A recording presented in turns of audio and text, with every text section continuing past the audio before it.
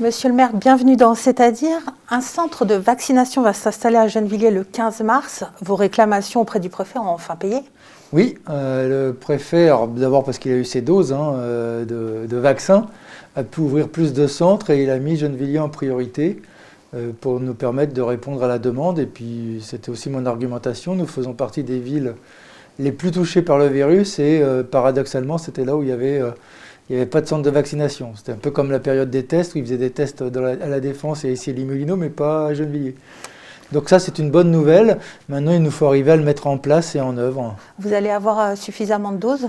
Non, on n'en aura jamais suffisamment, puisqu'il nous en avait annoncé 900 quand on s'est eu au téléphone.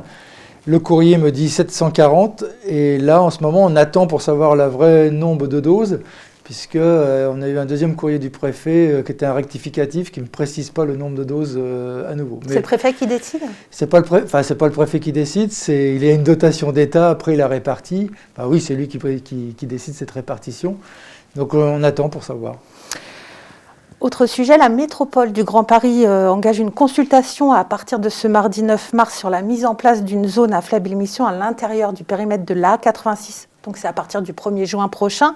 Alors cela va avoir pour conséquence, on le rappelle, l'interdiction à la circulation de tous les véhicules de classe critère 4, 5 et non classés.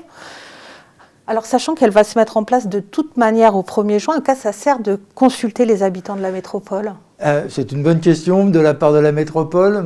Nous, ce que l'on propose, c'est de s'en servir pour continuer à revendiquer au minimum un crédit à taux zéro pour aider les personnes qui souhaitent acheter un nouveau véhicule et qui ont peu de moyens d'y arriver, parce que c'est ce que l'on dit à Gennevilliers, si on respire le même air, on n'a pas le même salaire. Et c'est vrai que les niveaux des aides qui sont donnés aujourd'hui sont peut-être suffisants pour des couches supérieures, sociales supérieures, mais pas pour les couches populaires. Et donc on demande qu'il y ait beaucoup plus d'aides, et puis qu'il y ait aussi des mesures de prise, parce qu'on ne va pas remplacer une voiture par une autre voiture tout le temps. Ce qui serait bien, c'est qu'on utilise davantage les transports en commun, mais pour cela, il faut les améliorer, parce que l'expérience que l'on a à Gennevilliers, c'est que les gens utilisent les transports en commun à tel point qu'ils sont pleins. Et d'ailleurs, on s'aperçoit que le mensonge de la ligne 14 qui devait régler la ligne 13, même en période de Covid, la ligne 13 reste surchargée. Et donc, il faut améliorer encore les transports en commun si on veut que les personnes n'utilisent pas de véhicules individuels. Vous avez fait une déclaration à ce sujet et vous invitez les personnes à signer une pétition. À qui est-elle adressée cette pétition? Au gouvernement, parce que d'abord on va la donner aussi au président de la métropole, Patrick Ollier, et on la donnera à M. Djebari, qui est le ministre des Transports, qui c'est à lui de décider ce prêt à taux zéro. On ne fait pas des revendications énormes, parce que un prêt à taux zéro, ça ne coûte pas grand-chose à l'État, et par contre, ça peut être une aide pour les habitants. Vous pensez que ça peut peser sur des décisions déjà prises? Oui, parce si je vous rappelle bien, il y a 3 ans, quand il a été question de cette mise en œuvre de la zone à faible émission, j'étais intervenu en disant oui, il faut arrêter la pollution, parce qu'il y a des gens qui meurent de la pollution, et on est concerné à Gennevilliers comme ailleurs d'ailleurs sur ce niveau de pollution, peut-être même presque plus qu'ailleurs avec la A15 et la A86 et les quais de Seine. Mais il faut aussi des mesures sociales pour accompagner cette mise en œuvre. Et on a l'augmentation des aides par la région, par la métropole et par l'État. Donc maintenant, il faut qu'ils aillent jusqu'au bout et qu'ils aident vraiment par ce prêt à taux zéro. Mais en fait, cette consultation, est-ce que ce n'est pas une manière de faire accepter la mesure plutôt qu'autre chose?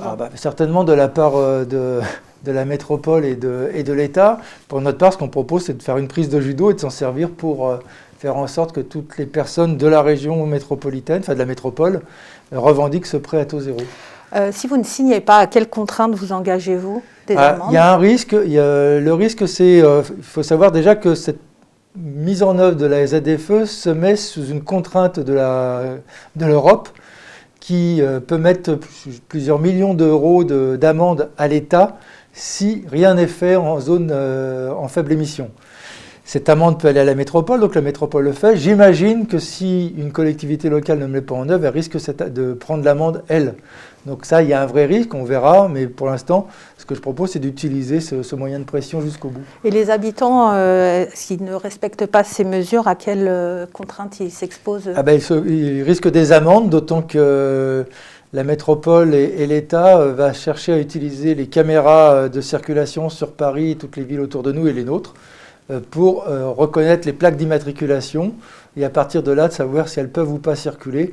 Et donc, il peut y avoir des amendes automatiques de mise. Vous êtes sûr qu'à la fin, vous n'allez pas signer quand même?